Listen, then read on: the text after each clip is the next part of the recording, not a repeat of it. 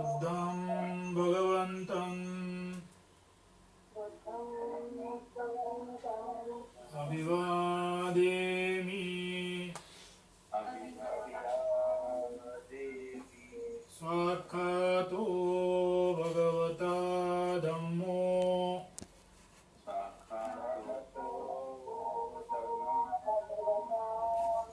धम्मं नमस्सामि।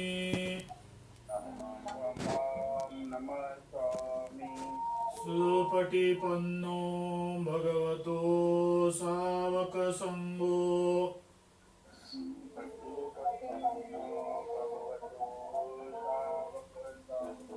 संघं नमामि।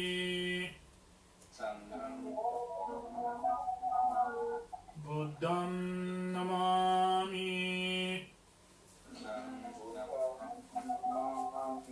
धम्मं नमामि।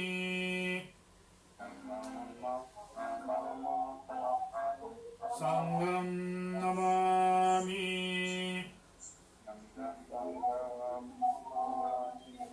अहं वन्दामि सर्वदा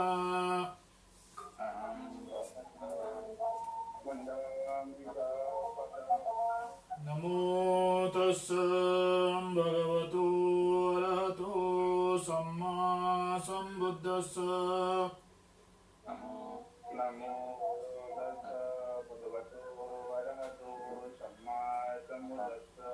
नमो तस्स भगवतो अरहतो सम्मा सम्बुद्धस्स।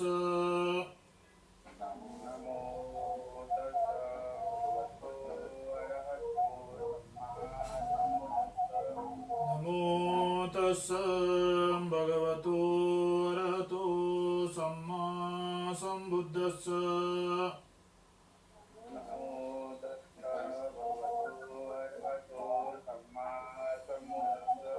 बुद्धं शरणं गच्छामि।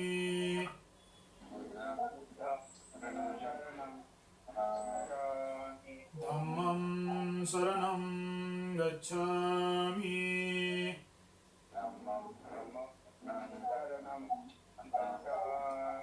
संघं शरणं गच्छामि।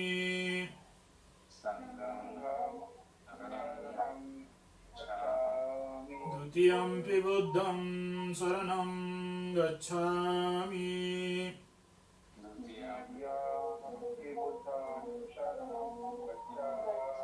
द्वितीयंपि धम्मं शरणं गच्छामि।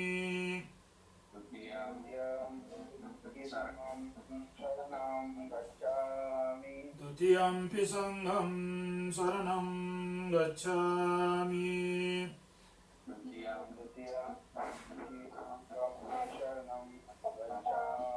तृतीयंपि बुद्धं शरणं गच्छामि।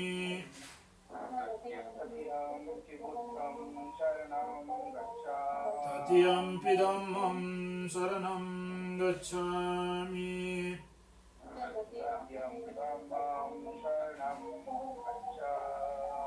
तृतीयंपि संघं शरणं गच्छामि।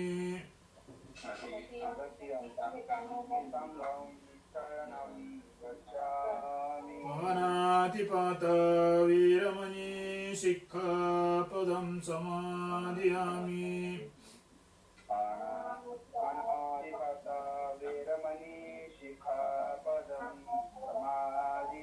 आदिन्नदाना वीरमणि सिक्खापदं समादयामि।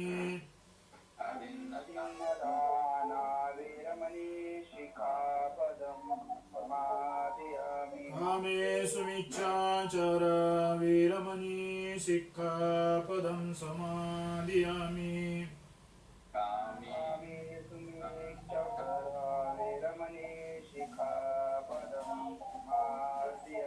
मुसावादा वीरमणि सिक्खापदं समादयामि।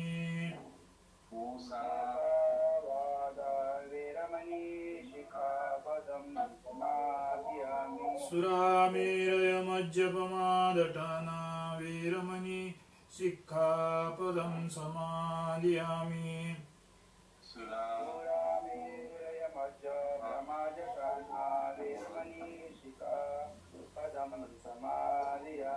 सब्बपापस्सकरणं कुशलस्य उपसम्पदा सचित्तपर्योदपनं एतं बुद्धानुशासनं साधु साधु साधु।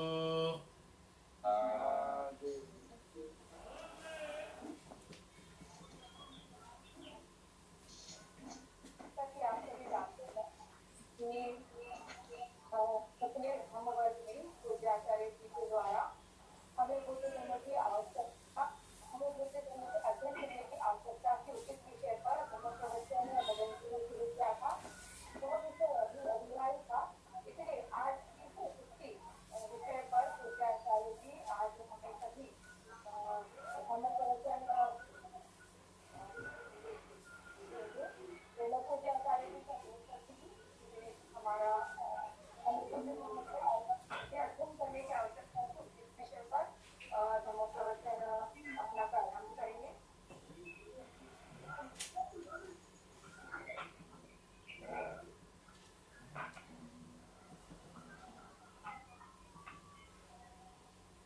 ज्ञान प्राप्ति प्राण सम्यक संबुद्ध ज्ञान प्राप्ति का मार्ग। हाँ, आवाज आ रहा है?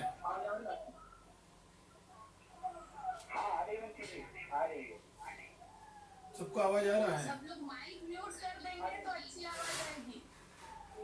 सभी अपने माइक म्यूट कर दें। ये डबल आवाज आ रहा है तो माइक में ना। अभी आ रहा है? ज्ञान प्राप्ति प्राण सम्यक संबुद्ध ज्ञान प्राप्ति का मार्ग बुद्ध धम्म ज्ञान प्राप्ति मार्ग से चलने वाला संघ त्रिरत्न को पंचांग प्रणाम। आज ये इस प्रवचन माला का तीसरा भाग है। मेरा प्रवचन दूसरा भाग है। एक हफ्ता आपका जीवन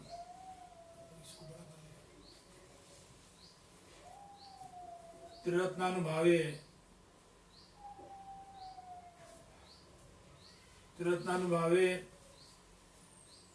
मंगलमय हुआ होगा, यही आशा करता हूँ।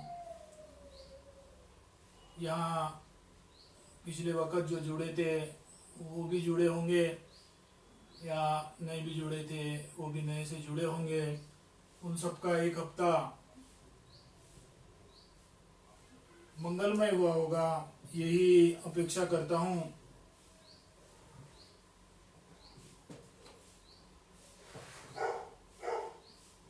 दुनिया भर में अभी तक कोरोना जो है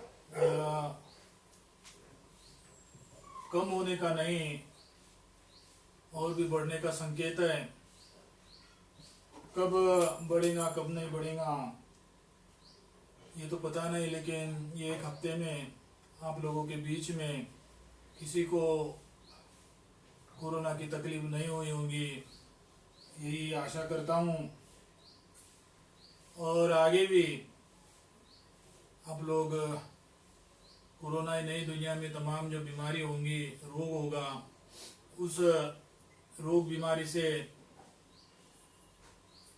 सेफ रहने के लिए जो आवश्यक माहौल है वो आवश्यक माहौल बना के रखेंगे। मास्क जो लगाना होता है वो एक मैत्री का प्रतीक है। आजकल थोड़ा बहुत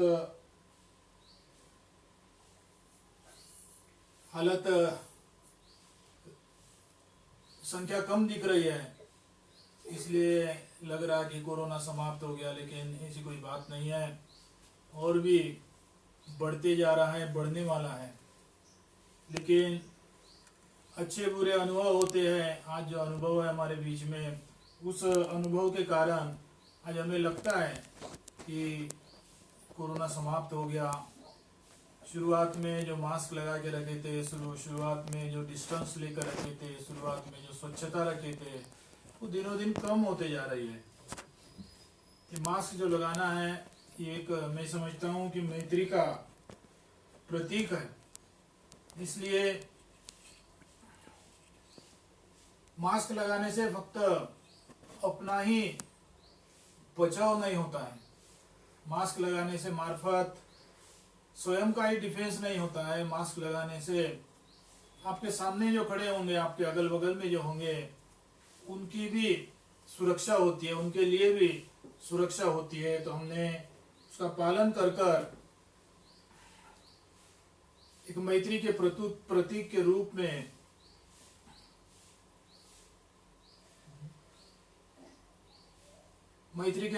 रूप में मास्क को समझकर इस्तेमाल करनी चाहिए, ताकि आप भी और आपके पराया लोग भी कोरोना से या और भी किसी बीमारी होंगी, वो बीमारी से बचे रहें। इस बीमारी से बचने के लिए जो मेडिकल का भाग है, वो भाग आपने भरपूर तरीके से इस्तेमाल करना चाहिए, उसको यूज करना चाहिए। लेकिन भय, बीमारी, आपके बीच में जो बीमारी होगी, वो आधा तो भय के कारण बढ़ती है। उसकी शुरुआत तो और कुछ कारण होता है, लेकिन आपके अंदर में जो बढ़ती है बीमारी बढ़ने का बहुत बड़ा कारण है कि भय। आप भय को लेकर जियोगे, आपके अंदर की जो बीमारी है, वो बीमारी कभी खत्म नहीं होगी, बढ़ते ही रहेंगे। भय जो है, भय के कारण आपके जीवन में कोई प्रोग्रेस नहीं होता। भय जो है आदमी के जीवन को फक्त नुकसान पहुंचाता है। भय जो है वो, उसके माध्यम से आदमी का जीवन कभी प्रोग्रेस नहीं होता है, विकास नहीं होता है। भय को तो निकाल कर जो मेडिकल में कहा गया, बचाव के लिए जो मेडिकल में कहा गया है, उसको आप अपनाएंगे और अपने अंदर के भय को निकाल कर जिएंगे, तो ही भय आप लेकर जिएंगे, आपके जीवन को प्रोग्रेस नहीं, आपके जीवन को नुकसान ही नुकसान होगा, हानि ही हानि होगी। भय कभी किसी के जीवन को प्रोग्रेस नहीं करवाता है। वो भय कभी किसी के जीवन को आगे नहीं बढ़ाता है, वो पीछे ही ले जाता है। और भय को लेकर जीने से कहीं फायदा नहीं है। इसलिए हकीकत का सामना तो करना है, लेकिन अपने जीवन में से भय को निकालना है, डर को निकालना है। तब कोई आपके अंदर जो बीमारी बैठने की शक्यता है, वो बीमारी निकल सकती है। आपके जीवन के अंदर का जो बीमारी है वो कम हो सकती है। पिछले हफ्ते से मैं, ये सेकंड टाइम है कि प्रवचन दे रहा हूँ। पिछले हफ्ते ये विषय के ऊपर प्रवचन शुरुआत किया था कि बुद्ध धम्म का अध्ययन क्यों करना चाहिए, लेकिन वो आधा अधूरा रह गया था। थोड़ा टेक्निकल प्रॉब्लम आने के कारण आधा अधूरा रह गया था। तो आज फिर उसी को ही आधा रिपीट होगा या आधा आगे बढ़ेगा। वही अध्ययन करते हैं कि बुद्ध धम्म का अभ्यास क्यों करना चाहिए। इस प्रवचन को सुन रहे आप लोगों के बीच में अभी भी स्टूडेंट होंगे, जो अभी ये कोरोना के कारण या किसी का ऑनलाइन चलता होगा या किसी का ऑफलाइन चलता होगा, लेकिन अभी जो भी कुछ विद्यार्थी होंगे या फिर पढ़ाने वाले भी होंगे, जो टीचर के पद में होंगे या पद नहीं होगा लेकिन पढ़ाते होंगे, तमाम अपने अपने पद में होंगे। और पढ़ने के लिए जो कारण है, वो कारण भी अपना अपना होगा। बुद्ध कहते हैं, और मैं भी हमेशा कहता हूँ, कि आदमी के जीवन का कारण हमने निश्चय नहीं किया तो जीवन आधा अधूरा होता है। आदमी जीने का रीजन, जीने के क्यों जीना चाहिए, क्यों जी रहे हैं, ये रीजन बराबर नहीं करे तो हम अपने जीवन को आधा अधूरा छोड़ देंगे। और हमारा जीवन ही नहीं, बुद्ध धर्म को पढ़ाई करते हैं लेकिन पढ़ाई क्यों करना चाहिए ये भी हम आधा अधूरे में ही छोड़ देंगे। पढ़ने का दो तरीका होता है। एक वो तरीका होता है जो कि एक हमने मंजिल तय कर लेते हैं कि मुझे यहाँ पहुंचना है, और उस मंजिल को आवश्यक जो वस्तु होती है, जो पुस्तक के अंदर का एक दो पन्ना होता है, उतना ही पढ़कर कहते हैं कि बुद्ध धम्म है। वो बुद्ध धम्म नहीं होता है, वो आपके मनोगत को सिद्ध करने के लिए का उपाय है, जो आप अपने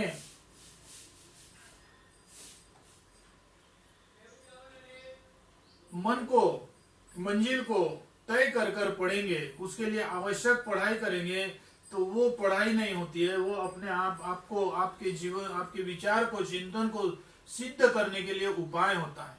फिर पढ़ाई क्या होती है? पढ़ाई वो होती है कि मंजिल तय ना करे, मंजिल तय ना करते आप एक धम्मपद होगा, धम्मता हो, जो भी कुछ आपके अंदर में आवश्यक लगे वो ज्ञान, वो पुस्तक को, वो आवश्यक सामग्री को लेकर उसको कंटिन्यूता से, उसको कंप्लीटता से, शुद्धता से पढ़ेंगे, आपकी मंजिल नहीं है। उसके माध्यम से पढ़ते पढ़ते उसके माध्यम से आप अपनी मंजिल को खोजेंगे, ये एक अध्ययन का तरीका होता है। शुरुआत में जो हमने बोला कि मंजिल को तय कर कर पढ़ते हैं, वो पढ़ाई आधा अधूरी होती है और वो सही पढ़ाई नहीं होती है। मंजिल को तय ना करते हुए पढ़ते पढ़ते जो दिखाई देती है मंजिल, वहां पहुंचने की कोशिश करेंगे, वो सही पढ़ाई होती है। तो हमने बुद्ध धम्म को पढ़ाई करना है, तो बुद्ध धम्म का मंजिल जो आपके मन में है वो तय ना करते, उसके लिए आवश्यक सामग्री को एकत्र ना करते, बुद्ध ने जो कहा है उसको शुद्धता से अपना कर उसको, उसकी पढ़ाई करें।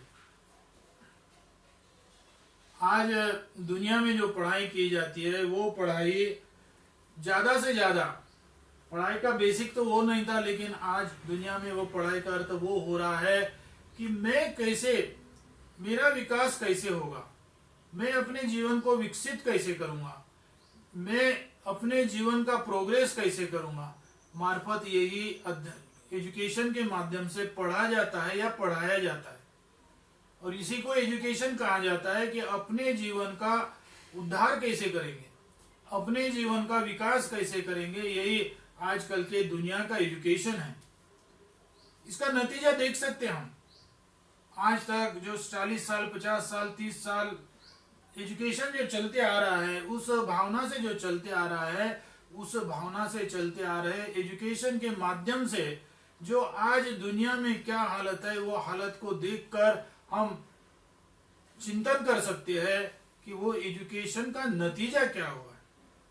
आज तक का एजुकेशन जो है, दुनिया में चल रहा एजुकेशन जो है, वो कहता है कि जो अकेले का विकास कैसे होगा, मेरा विकास कैसे होगा, जो पढ़ रहा है उसका विकास कैसे होगा। और करते करते हम ये सोचने को लगे कि ये पृथ्वी जो है, ये दुनिया जो है, इसका मालक मैं हूं। ये गलत भावना हमारे अंदर में निर्माण हो गई, क्योंकि हम हर वक्त ये सोचते हैं कि मेरा प्रोग्रेस कैसा है, मेरे प्रोग्रेस के लिए दुनिया को हमने अपना नौकर बना दिया, दुनिया को हमने अपना दास बना दिया। लेकिन ये गलत भावना है कि दुनिया हमारी दास है, दुनिया हमारी नौकर है।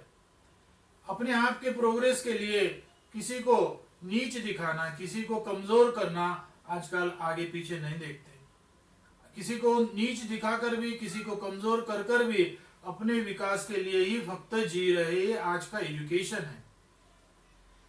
कोई बच्चा 88%, 90% मार्क लेकर आता है और उसी के बगल का बच्चा मार्फत 1% ज्यादा मार्क लेकर आ गया, तो वो माता पिता उसको डांटते हैं कि इतना कम मार्क क्यों नहीं आया, जबकि वो 89-90% लेकर आया है। मार्फत एक मतलब 90-91% बगल का बच्चा लेकर आया है, तो माता पिता उसको डांटते हैं, उसको विरोध करते हैं कि तूने अध्ययन बराबर नहीं किया, पढ़ाई बराबर नहीं किया। लेकिन वही बच्चा 40% लेकर आता है और बगल का बच्चा 38-39 लेकर आता है, तो माता पिता उसको शाबाशी देते हैं कि बेटा तूने बहुत मेहनत किया। जब वो लड़का 80% मार्क लेकर आया था तब माता पिता ने उसको शाबाशी नहीं दिया, लेकिन वो लड़का जब 40% लेकर आया तब वो माता पिता उसको शाबाशी दे रहे, इसलिए कि दुनिया तुलनात्मक हो गई है। तुलना के माध्यम से वो बच्चे का कैपेबिलिटी कितना है वो नहीं देख रहा है, तुलनात्मक देख रहा है कि बगल वाले का इतना है तो मेरे बच्चे का मेरा अपना मार्क इतना होना चाहिए। ये आज का एजुकेशन है, अर्थात कंपटीशन का एजुकेशन है, दूसरे को नीच गिराना एजुकेशन है, दूसरे से तुलना करना, ये आज का एजुकेशन है। बुद्ध का जो अध्ययन है वो बुद्ध का अध्ययन उसमें से नहीं आता है। हम बहुत बार ये कहते हैं कि आदमी ने आवश्यक आदमी बनना चाहिए। आवश्यक आदमी यानी क्या होता है? आवश्यक आदमी का अर्थ आज ओरिजिनल जो आवश्यक होता है वो अलग होता है, लेकिन आजकल हम जिस भावना से आवश्यक आदमी ये शब्द इस्तेमाल करते हैं वो शब्द का अर्थ होता है कि मेरे अपने लिए आवश्यक, दुनिया के लिए नहीं, संसार के लिए नहीं, पशु पक्षी के लिए नहीं, मेरे अपने के लिए आवश्यक आदमी बनना, ये आज का एजुकेशन है। मैं अपने लिए आवश्यक हूं तो दूसरे का जीवन को तोड़ दूं तो भी चलेगा, दूसरे के जीवन को अनावश्यक कर दूं तो भी चलेगा, मेरा ही जीवन मेरे लिए आवश्यक हो। और वही आज जो एजुकेशन है वो एजुकेशन अपने आप के आवश्यकता को, अपने आप को आवश्यक बनाने के लिए, अपने आप को ऊंच दिखाने के लिए का एजुकेशन होता है। इसलिए आदमी घमंड बनते जा रहा है कि दुनिया का मैं मालिक हूं, बाकी जो भी कुछ होंगे मेरे भाई बहन तक, मेरे माता पिता तक के मेरे नौकर है, मैं ही मालिक हूं, उनका इस्तेमाल मैं अपने हिसाब से करूंगा, उनका यूज मैं अपने लिए करूंगा, मैं उनके लिए इस्तेमाल होने नहीं दूंगा अपना जीवन। ये आवश्यक जो शब्द है ये शब्द में भी बदल आ गया। आवश्यक हम किसके लिए होना चाहिए? आवश्यक मेरे अपने को छोड़कर दुनिया के लिए हमने आवश्यक होना चाहिए। आवश्यक हमने किसके लिए होना चाहिए? मेरा जीवन मेरे लिए आवश्यक नहीं, मेरा जीवन दूसरे के लिए कैसे आवश्यक हो सकता है, जरूरी हो सकता है, वो हमने देखना चाहिए। और वही बुद्ध धम्म सिखाता है, वही सीखवन के लिए हमने ये अध्ययन माला चालू किया है। धम्म जो होता है वो एक कंपास के जैसे होता है। आप जो स्कूल में इस्तेमाल करते हैं कंपास, वो एन जो लिखा रहता है वो आप कहीं भी जाओ तो वो आपको नॉर्थ ही दिखाएगा, आपको कभी वो साउथ नहीं दिखाएगा। वो कंपास जो होता है वो कभी भी आपको नॉर्थ दिखाएगा जब आपका कंपास ठीक हो, सही हो तो। अर्थात आपने जो धम्म सीख रहे हैं, आप जो धम्म को एक्सेप्ट कर रहे हैं, वो सही दृष्टि से, सही पैमाने पर आपने एक्सेप्ट किया, सही पैमाने में सीखा, तो जिस तरह कंपास आप दिशा जो नॉर्थ दिखाता है, सही दिशा जो दिखाता है, उसी तरह आपने सही दृष्टि से, प्योर दृष्टि से बुद्ध धम्म को स्वीकार किया तो आपको वो धम्म आपको मंजिल दिखाएगा ही दिखाएगा। दुनिया का जो अध्ययन होता है वो अध्ययन डिग्री के लिए किया जाता है, डिग्री प्राप्ति के लिए किया जाता है, लेकिन बुद्ध धम्म डिग्री प्राप्ति के लिए नहीं। बुद्ध धम्म आपके अंदर में जो तृष्णा है, हमारे अंदर में जो तृष्णा है, राग, द्वेष, मोह, जिस तरह की तृष्णा है, इस तृष्णा को समाप्त करने के लिए, इस तृष्णा को नष्ट करने के लिए अध्ययन किया जाता है बुद्ध धम्म का। बुद्ध धम्म का अध्ययन इसलिए किया जाता है कि आपके अंदर में जो बुद्धत्व का अंकुर है, हर किसी के लिए अंदर में बुद्धत्व का अंकुर है, उसके लिए कोई कार्ड नहीं, उसके लिए कोई जगह नहीं, उसके लिए कोई पद नहीं, हर किसी के अंदर में बुद्ध का अंकुर है। बुद्ध को दुनिया में मैत्री के प्रतीक इसलिए कहा जाता है कि वो गरीब होगा या अमीर होगा, एजुकेशन लिया होगा या अनपढ़ होगा, वो किसी जगह का होगा, किसी जमाने का होगा, बुद्ध धम्म ने हर किसी के अंदर में बुद्धत्व होने का वादा किया है। इसलिए बुद्ध धम्म ये मैत्री का प्रतीक के रूप में दुनिया देखती है। और उस मैत्री के प्रतीक को जानना, उस मैत्री के प्रतीक को, अपने अंदर के मैत्री के प्रतीक को, मतलब बुद्धत्व के अंकुर को खोजना, बुद्धत्व के अंकुर को स्वीकार करना, ये बुद्ध की सिखवन होती है। आदमी, अभी मैं जो बात कर रहा हूँ, प्रवचन दे रहा हूँ, या मेरा हाथ हलता होगा, मेरा नजर हलता होगा, आपका भी हल रहा होगा, आपका भी जबान चल रहा होगा, आपका भी कुछ काम कर रहे होंगे, ये आपका शरीर नहीं करता है। साइंस की बात है कि साइंस वाले कहते हैं कि आप जो कर्म करते हैं, आपका हाथ हलता है, आपकी कान हलता है, आपका जबान हलता है, तो वो हलने के पहले, उसके मूव के पहले 0.35 सेकंड, 1 सेकंड भी नहीं, आधा सेकंड भी नहीं, 0.35 सेकंड पहले मैं हाथ हला रहा हूं, तो ये हाथ हलाने के 0.3735 सेकंड के पहले मेरे भावना ने इस हाथ को ऑर्डर दिया है कि हाथ हलाओ। ये हाथ अपने आप नहीं हलता है। मेरे अंदर की जो भावना है, मेरे अंदर का जो आध्यात्मिक मामला है, उस आध्यात्मिकता ने 0.35 सेकंड पहले जो भी कुछ मेरे शरीर से मूव होता है, उस मूव के लिए ऑर्डर देता है कि हाथ हलाओ, पैर हलाओ, कान हलाओ, आंख हलाओ। ये कान नहीं करता है काम, ये आंख नहीं करती है काम, ये हाथ नहीं करता, पैर नहीं करता। जो 0.35 सेकंड पहले ऑर्डर देता है, उसके ऑर्डर को फक्त फॉलो करता है। तो इसका हमारे शरीर के मूवमेंट का मालक कौन है? हमारे शरीर के मूवमेंट का मालक है हमारा मन, हमारा चित्त, जो 0.35 सेकंड पहले ऑर्डर देता है।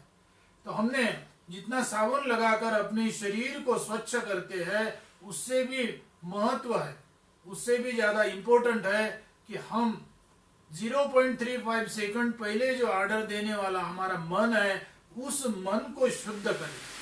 उस मन को शुद्ध करे बिना हमारे जो मूव है, शरीर का मूव है, तन मन का मूव है, ये तन का जो मूव है, ये मूव सही नहीं होगा। आपको अपने शरीर के मूव को, अपने तन के मूव को सही करना है, सही दिशा में ले जाना है, तो 0.35 सेकंड पहले जो ऑर्डर देता है, उस मन को आपने शुद्ध करना है। और आपके मन को शुद्ध करने के लिए ये बुद्ध धर्म का अध्ययन किया जाता है। 2 भाग हो गया। एक भाग है कि आपको आपके चलवड़ के, आपके मूवमेंट के लिए जो ऑर्डर देने वाला मन है, उसकी शुद्धता, इसके लिए बुद्ध धम्मा का अध्ययन। आपके अंदर में जो राग द्वेष मोह जैसा तृष्णा है, उस तृष्णा को नष्ट करने के लिए बुद्ध धम्म का अध्ययन। और तीसरा जो होता है, ये सबसे महत्व है कि हमारा जीवन का अध्ययन अपने लिए ना हो, हमारे जीवन का अध्ययन ये किसी और के लिए हो। हम लोगों को सलाह देते हैं, सुझाव देते हैं कि आपका जीवन मंगलमय हो। हम लोगों को सुझाव देते हैं, हम लोगों के पीछे अपेक्षा करते हैं कि जीवन मंगलमय हो, जीवन मैत्रीपूर्ण हो। हम किसी के सलाहकार ना बने, हम किसी के जीवन के सुख का कारण बने। हम किसी का सलाहकार ना बने, या हम किसी के दुख का कारण ना बने, हम किसी के सुख का कारण बने, हम किसी के जीवन का मंगलमय हो उसका कारण बने, सलाहकार नहीं बने। इसके लिए बुद्ध धर्म का अध्ययन किया जाता है।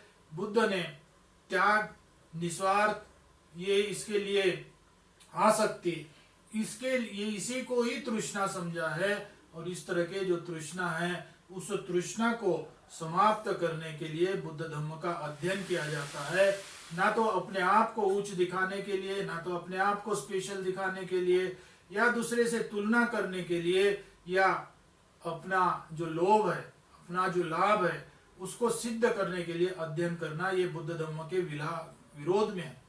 बुद्ध धर्म का जो अध्ययन करने का उद्देश्य है, स्वार्थ से दूर हो जाओ, अपने तृष्णा को दूर करो और अपने जीवन को दूसरे के लिए इस्तेमाल हो, इस तरह का जीवन जियो, ये बुद्ध धर्म के अध्ययन का उद्देश्य है। आज हमने बुद्ध धर्म के अध्ययन का जो उद्देश्य होता है उसके लिए यहाँ आप लोगों के साथ संपर्क, आप लोगों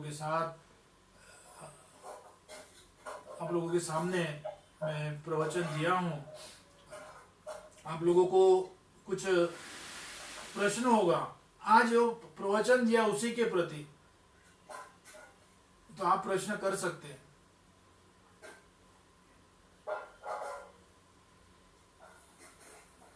इसको प्रश्न होगा आज के प्रवचन के प्रति, तो आप प्रश्न कर सकते हैं। आपसे किसी के पाठिका को यदि कोई प्रश्न है आज के धर्म प्रवचन से संबंधित, तो आप अपना प्रश्न पूछ सकते हैं बटन के माध्यम से।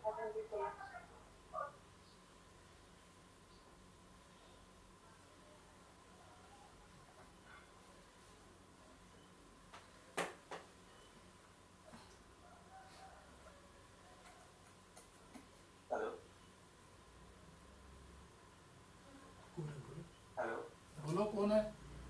हाँ वरना भी बनते थे बोलिए बोलिए। जी। जी अभी ये संसार रूपी है यहाँ पे। कौन बोल रहा है? हेलो कौन बोल रहे हो? हेलो कौन बोल रहे हो? आवाज आ रहा, कौन बोल रहे हो? जी जी जी आकाश मोहन बात कर रहा हूँ। हाँ आकाश मोहन हाँ जी, मेरा क्वेश्चन ये था हाँ। कि सदाचार का जीवन कैसे जिए संसार में। आप अपने अध्ययन करने का, जो मैंने शुरुआत में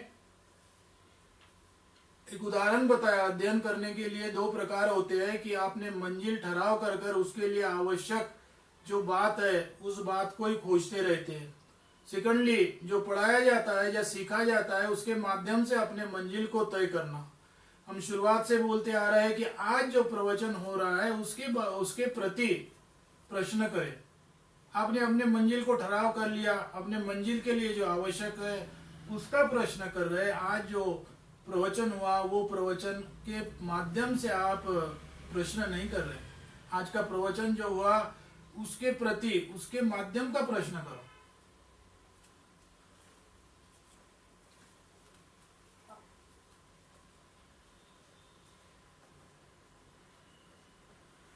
सेकंड,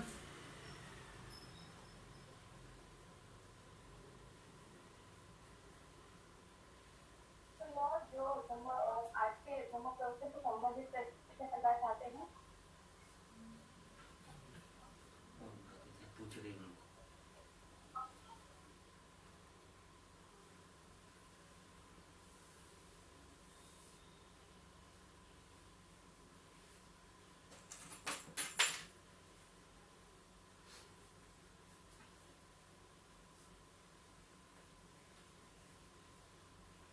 यहाँ भी नहीं कोई मेरा मेल का एड्रेस या फेसबुक का एड्रेस आपके पास होगा। आज जो प्रवचन हुआ उसके प्रति आपके अंदर में कोई शंका निर्माण हो गया होगा, आपके अंदर में कोई प्रश्न करना चाहते हो, तो हमारा जो भी कुछ आपके पास एड्रेस होगा, मेल का एड्रेस होगा, फेसबुक का एड्रेस होगा, लाइन का एड्रेस होगा, उसके माध्यम से भी आप जब चाहे तब प्रश्न कर सकते हैं। लेकिन इतना कि आज जो प्रवचन हुआ उसके प्रति, अगले हफ्ता जो भी कुछ प्रवचन होगा उसके प्रति, बाकी जो समस्या होगा वो और कोई एक और किसी भाग में करो, लेकिन आज के प्रति जो प्रश्न करना है वो फक्त आज का जो प्रवचन हो रहा है, हुआ है, उसी के लिए।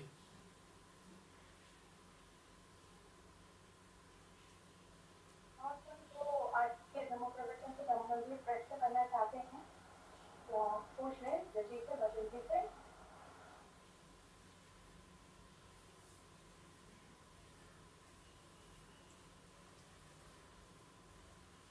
प्रश्न नहीं होगा तो टाइम होते आ रहा है, आखिरी आशीर्वाद गाथा बोलेंगे और आज का प्रवचन माला का तीसरा जो भाग है वो यहाँ समाप्त करते हैं।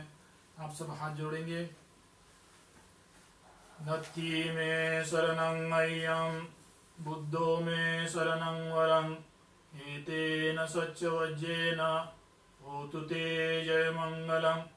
नत्थि मे शरणं मह्यं धम्मो मे शरणं वरम् एतेन सच्चवज्येन होतु ते जयमङ्गलं नत्थि मे शरणं अय्यं धम्मो संघो मे शरणं वरम् एतेन सच्चवज्येन होतु ते जयमङ्गलम् इमाय बुद्धपूजाय कथाय शुद्धचेतसा चिरन्ति तन्तु सद्धम्मो लोको हन्तु सुखी सदा इमाय धम्मपूजाय कथाय शुद्धचेतसा चिरन्ति तन्तु सद्धम्मो लोको हन्तु सुखी सदा इमाय संघपूजाय कथाय शुद्धचेतसा चिरन्ति तन्तु सद्धम्मो लोको हन्तु सुखी सदा सब्बपापस्सकरणं कुशलस्य उपसम्पदा सचित्तपर्योदपनं एतं बुद्धानुशासनं साधु